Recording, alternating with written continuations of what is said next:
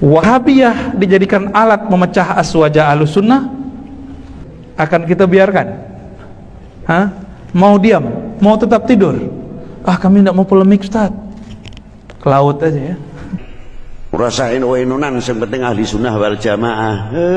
Remuk kowe. Nahdlatul Ulama mempunyai kewajiban mewadahi. Mangane maaf ya, akeh wong kualat karo NU akeh.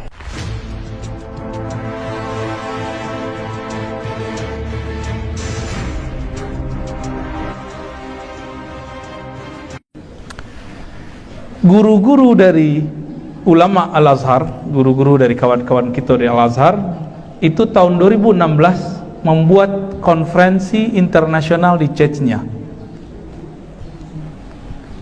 menghasilkan ijma', penguatan ijma' dahulu yang pernah disepakati. Ijma', kesepakatan ya. Apa itu? Ahlus sunnah itu 3 ciri-cirinya. Yang pertama, berakidah Ahlus sunnah manhaj Imam Asy'ari. Imam Asy'ari itu mengajarkan sifat 20. Maka bapak ibu yang sudah belajar sifat 20 dari kita itu sudah Ahlus sunnah. Alhamdulillah. Kini mau diganti orang tuh, uluhiyah, rububiyah, asma sifat namanya, 3 tauhid. Kini lah masuk ke buku-buku sekolah, masuk ke pesantren modern. Maka ini agak udah mulai menyeramkan ini Pak, pertarungan ilmu akidah, keyakinan di dunia pendidikan mulai menyeramkan ya. Ambo agak ngeri-ngeri sedap ngelihatnya. Tahu ISIS Pak? ISIS tahu? ISIS itu akidahnya uluhiyah, rububiyah, asma sifat, disebut 3 tauhid. Dari poros lain ada Syiah. Jadi nanti Indonesia mereka lagi sorot Pak. Nah ini kabar buruk ini, Indonesia lagi disorot. Orang awak itu kan terbuka, sangat terbuka, kecuali orang Minangkabau, tol sana jadi-jadi ya kan? Lagi disorot, mereka lagi berebut. Wahabiyah dijadikan alat memecah aswaja Ahlussunnah. Suriah sampai sekarang berhenti nggak perang. Itu isunya apa?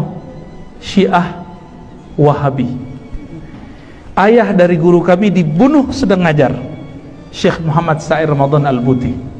Dibunuh Pak, lagi ngajar tafsir di mimbar gitu, nggak buka tafsir, dibom, nggak mati. Tiba-tiba ada penyusup berdiri, tembak, mati. Syekh Muhammad Sair Ramadan Al-Buti. Kami dulu mengajarkan kitab itu di UIN ya. Pak, kira-kira akan kita biarkan? Mau diam? Mau tetap tidur? Kami tidak mau polemik, Ustaz. Ke laut aja ya.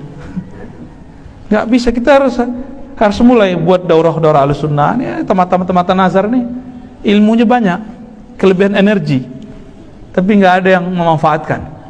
Nanti buat TMUI di mana, di madrasah, buat daurah-daurah Ahlussunnah, daurah kajian sifat 20 gitu. Nanti kalau perlu kita datang ya, insya Allah. Daurah sejarah nanti kita duet dengan Adinda Apriya Putra ya, Tongku Mudo Khalis, insya Allah. Kita buat petanya Pak, biar ketahuan sejarah hebat kita, insya Allah. Orang kalau tahu sejarahnya dia akan bangkit.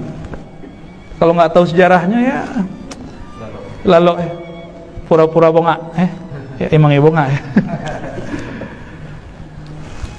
Yang kedua, ciri Ahlus Sunnah bermazhab yang 4 atau salah satunya. Kita di negeri kita, mazhab kita apa? Syafi'i. Mereka mengatakan, harus ikut salaf. Salaf itu artinya apa? Ulama terdahulu abad pertama, kedua, ketiga. Imam 4 itu semuanya dari abad kedua, ketiga. Abu Hanifah abad kedua, Imam Malik abad kedua, Imam Syafi'i abad kedua masuk ketiga, Imam Ahmad abad ketiga 241 Hijriah, Hanbali. Mereka lagi batalkan Pak semua itu. Yang ketiga ini yang paling berat. Seorang takut disebut gila. Ayo, kalau batarikat gilu. Nah, itu isu-isunya dulu. Apa? Bertasawuf tariqat Imam Ghazali, Imam Junaid. Dari Imam Junaid, Imam Ghazali itu muncullah nanti Naqsyabandiyah, Samaniyah, Syaziliyah, Syatariyah, banyak nama tarekat. Di Indonesia ada lembaga khusus yang kemudian memonitor itu, namanya Jatman. Tapi karena Jatman berafiliasinya dengan salah satu organisasi besar yang orang Minang mungkin tidak cocok sebagian, kan tidak laku Jatman di situ. Ya, tapi prakteknya banyak di negeri kita. Ya, disebut thariqah sahihah atau mu'tabarah. Nahdlatul Ulama mempunyai kewajiban mewadahi. Makanya maaf ya, akeh wong kualat karo NU akeh. Ora NU-nunan sing penting ahli sunnah wal jamaah. Remuk kowe.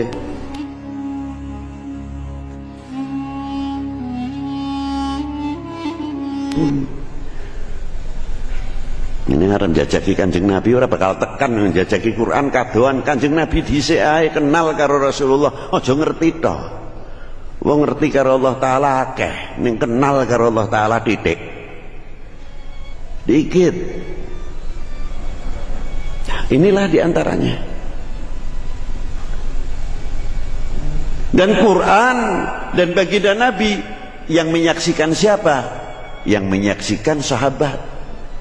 Sahabatnya Rasulullah yang dipilih oleh Allah untuk dijadikan sahabatnya Rasulullah, diwisuda langsung oleh Allah. Muhammadur Rasulullah walladzina ma'ahu asyidda alal kufar rahama bainahum. Ini wisudanya Allah Ta'ala kepada para sahabat, wisudanya Allah Ta'ala kepada para al-ulama. Innama yakhsyallahu min ibadihil ulama. Dan banyak lagi kesaksian Allah Subhanahu wa taala atas aulianya baginda Nabi diwisuda langsung. Ala inna auliya Allah la khaufun alaihim wa lahum yahzanun alladzina amanu wa kanu yattaqun ila akhiril ayat. Kepada ulama. Jadi sahabat menyaksikan kebesaran Rasulullah.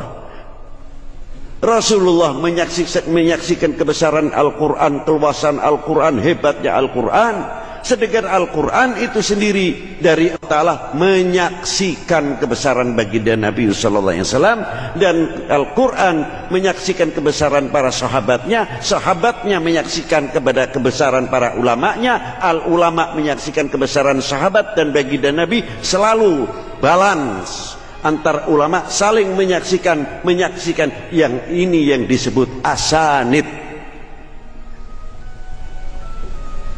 Baru muncul Asy'ariyah, baru muncul Maturidiyah dan madhab-madhab yang lain, karena beliau-beliau ini yang banyak disaksikan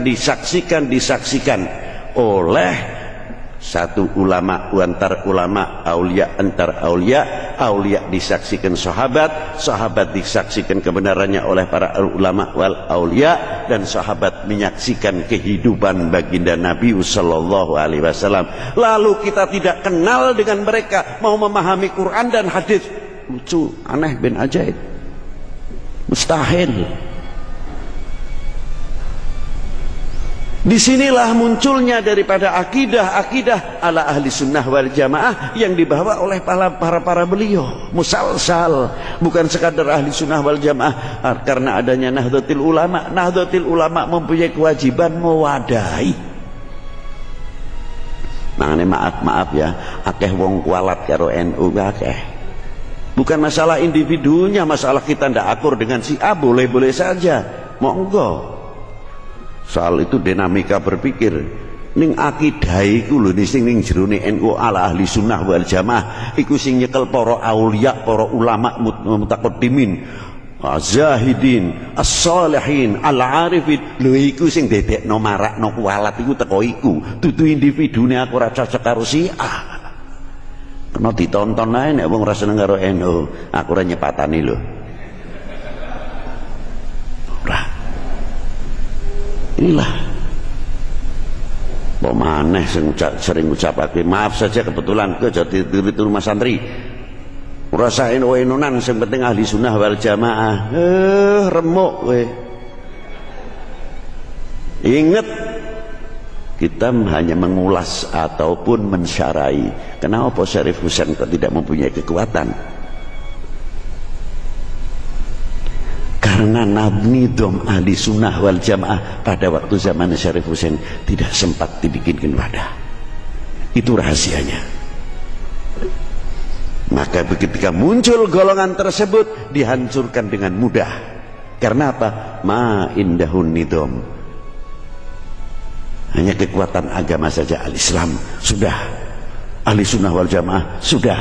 Tapi untuk nidom memperkuat ini lemah. Dan bagaimana cara menghancurkan nidom ala ahli sunnah wal jamaah sedikit demi sedikit? Ora usah NU sing penting ahli sunnah wal.